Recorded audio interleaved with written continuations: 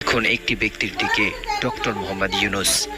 গণমাধ্যম, সামাজিক যোগাযোগ মাধ্যম, রাজনীতির অন্তর্মহল, এমনকি চায়ের দোকানের বেঞ্চেও এখন একটাই প্রশ্ন, ডক্টর মোহাম্মদ ইউনূস কি থাকছেন না চলে যাচ্ছেন?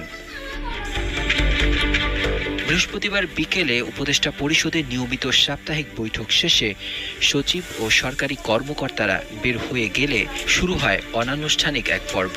4 ঘণ্টাব্যাপী চলে এই রুদ্ধদ্বার বৈঠক। সেই বৈঠকের এক পর্যায়ে প্রধান উপদেষ্টা ডক্টর মোহাম্মদ ইউনূস সরাসরি বলেন, আমি আর পারছি না, এই জঞ্জালের দায় আমার নয়, আমি আজই জাতির উদ্দেশ্যে ভাষণ দিয়ে পদত্যাগ করব। শেকড় থেকে শিখরে। এমন কথা যেন বজ্রপাতের মতো নেমে আসে উপস্থিত উপদেষ্টাদের উপর। দ্রুত শুরু হয় ভাষণের স্ক্রিপ্ট লেখা, কিন্তু ঠিক সেই মুহূর্তে 1-2 জন